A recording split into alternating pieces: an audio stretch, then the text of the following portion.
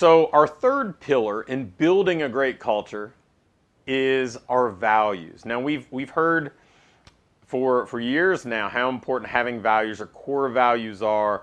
I know that Zappos became kind of a champion of this and made it a very popular thing. And so you could probably go into any number of businesses and they'll have their core values posted on their wall, and maybe that's great, maybe it's not. I mean, I have kind of mixed feelings about it because I think that the core values that you have, or the values that you have, are really the way that you're going to make decisions. It's kind of the guardrails that you're going to execute your plan in between, so that you stay on track to having the impact that you want to have, to achieving your goals, to achieving your vision. So having values, they're just kind of that litmus test that we're going to have. Hey, is this a good fit for what we do or not? They're just a tool that we use to help us make the daily decisions that go on, that say, hey, you know what?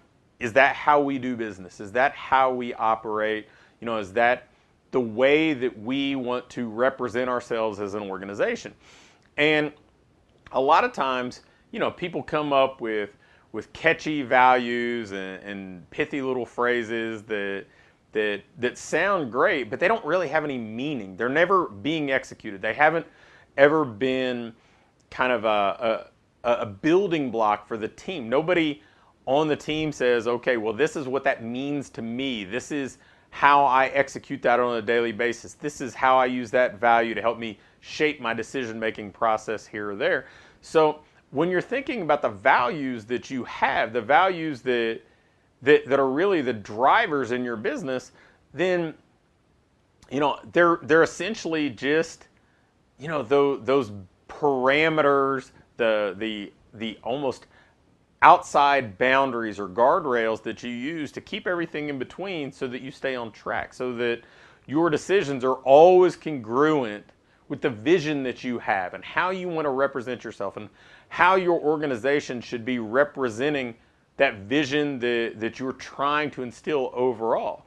Now, it seems, again, kind of abstract, like so much of this culture stuff is, but the truth is, like, if you know that, one of your values is to treat others as you want to be treated, then when you're trying to decide, okay, should we refund this person, or should we cancel this, or send somebody to collections, well, then that's kind of something that you can use as a tool to help you make that decision and say, well, is this appropriate based on what our values are and the vision we have?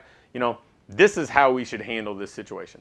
I mean, you can use these values in how you market and how you sell and how you hire, and everything kind of goes through these values, this filter, so that it helps you make better, more congruent decisions on a daily basis. So that's where values fit in, right? They're almost just like a checklist of the components that ultimately make up your plan for how you're going to act and behave in your quest to build your vision. So right now we've got our leadership, our vision, our values, and hopefully you can see how this is almost like a building block approach, that if any one of these things is missing, it's going to be pretty hard to have a strong culture. If your team doesn't have a set of tools to help them make better decisions, how do they decide? If they don't have a clear-cut vision, how can they ever get excited about their job and know what they're really trying to achieve, instead of just kind of following the checklist and feeling like this is almost like an assembly line?